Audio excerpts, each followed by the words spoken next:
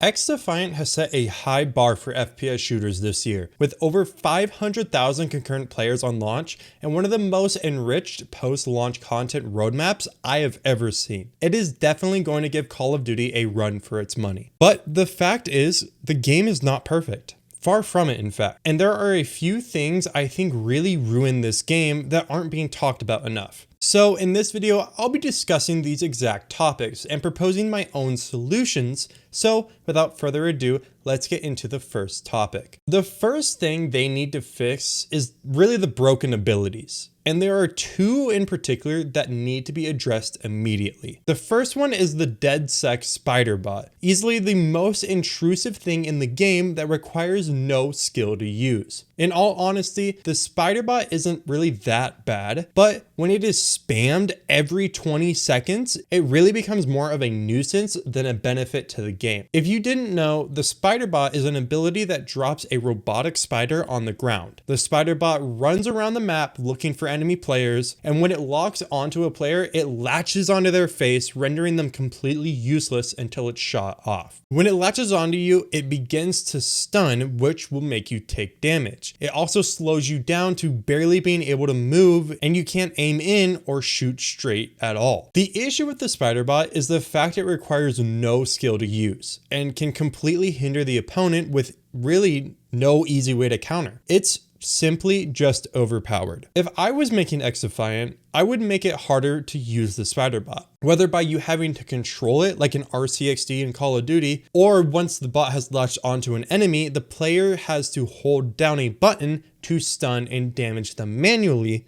which would make you put away your primary weapon, essentially making you as useless as the enemy. The next overpowered ability in XDefiant is honestly the entire Cleaners faction as a whole. The incinerator drone is whatever, and the incendiary rounds can be annoying, but the firebomb and purifier are completely uncounterable. Let's start with the firebomb. It's an extremely useful ability for retaking sites. In fact, I would say is the easiest way to retake a site, allowing one person to solo clear an entire objective with ease.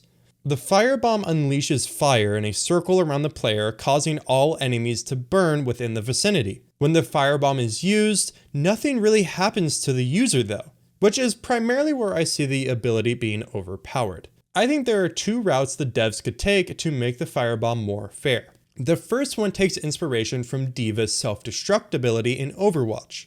When activated, the user will have a self-destruct timer, maybe 3 to 5 seconds. When the timer starts, they get an adrenaline rush, allowing them to move quicker until eventually blowing up, killing them and everyone around them. This would be more beneficial as it would require much more tactic to use.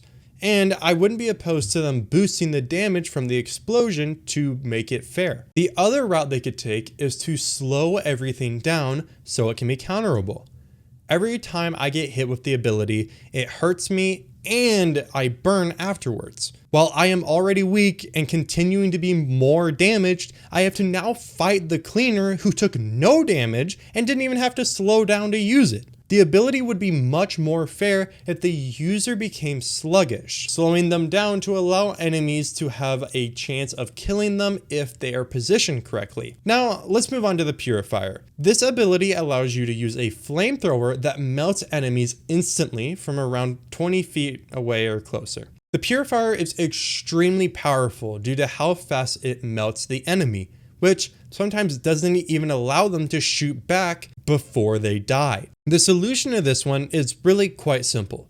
Either lower the distance it can burn the enemy from, or make the fire ticks much slower. Or they could do both by making it the farther away you are from the enemy, the less damage they will take. The next thing I feel people aren't talking about enough is the balance between ARs and SMGs. I am primarily an AR player, but have also experimented with the SMGs. And while playing SMG, I have obviously put myself much closer to the enemy than I would with AR, sometimes even face to face. And every single time this happens, I get outgunned by the AR. How does that make any sense? I understand in real life this would be the case, but in the balancing of XDefiant, SMGs are supposed to be the close quarter combat go-to. Not only are ARs much better close range compared to SMGs, I feel like SMGs are outperforming most ARs at the medium range, which to me feels completely backwards.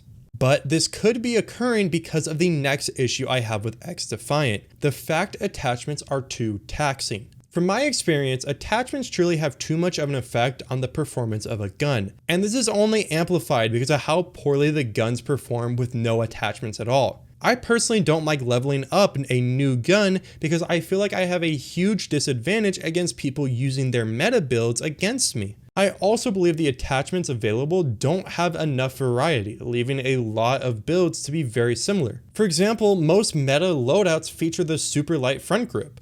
It is rare to see a build that does not have it, and the same thing goes for the quick draw grip. In addition to this, I stand by others who state weapon leveling is too slow. But I don't think it takes too long to unlock these levels. Instead, I think unlocking the attachments you need to make your gun actually feel good are just so far away, it makes it feel way more of a grind than it should. But let's not break away from balancing and talk about something that upset me about XDefiant before I even played my first game, the camos. My favorite thing about Call of Duty was their camo grind, for a number of reasons. It's a lot of fun to work towards the weapon mastery through different challenges, and it's cool to show your hard work off when you complete it. And XDefiant have already confirmed that they are adding more mastery camos in Season 1, but a big part of the camo grind for me is the other camos you have to unlock before the mastery. Things like the tiger camos or the military camos, which in addition to being milestones are also a good way to express yourself in the game. Personally speaking, I really like the red tiger camo in Modern Warfare 2019.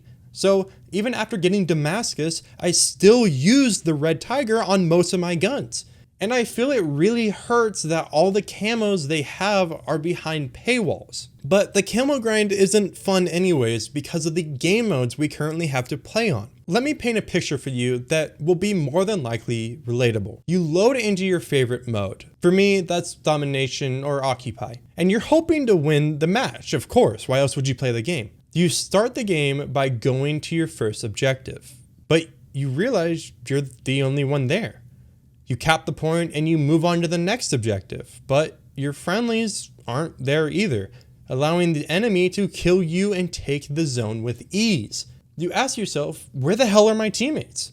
Well, one of them's back at your spawn AFK, two of them are running around the map ignoring the objective, and the other two are just playing off angles, trying to get easy picks while not contributing to the game at all. Now, all that to get to my next point. We need more variety in our game modes.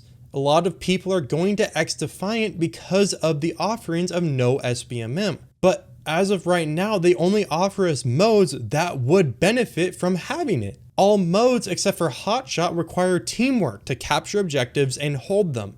And you can't do that by yourself. Now, there are already a large plate of game modes planned to release after Season 1, but the game is greatly suffering as it currently stands and is the reason a lot of people are claiming SBM is good, which is definitely not a good look for us. The fact of the matter is, this is an arcade shooter, and it needs way more arcade game modes like Team Deathmatch, Gun Game, and Free-for-All for those who do not want to play an objective. Another thing I have noticed that's been really bothering me is people trying to steal my kills. It has become more and more frequent for players to jump in front of me to shoot the person I am trying to kill. Or maybe I'm trying to throw a grenade, which accidentally hits a friendly and bounces off of them. I believe the game would be a lot more fun if no colliding was turned on for non-competitive modes. And finally, the biggest change I think XDefiant needs to ensure its success and put themselves ahead of Call of Duty this year is to publish their game on the Steam store. It's not a secret, Steam is the #1 PC gaming marketplace. It has over 120 million active users every month, and it is a necessity for being a PC gamer. Ubisoft has made the decision to not release XDefiant on Steam, despite almost all of their games being on Steam currently anyways. They likely did this because the game is free, and they want to use it to bolster their monthly users on their service Ubisoft Connect. However, many companies, especially EA, require you to use their launcher when launching their games on Steam anyways. So if they are really dead set on players using their launcher, they should try a similar method. Speaking of methods, check out this video where I talk about the method Call of Duty uses to keep players coming back year after year, even if the players don't even like the game.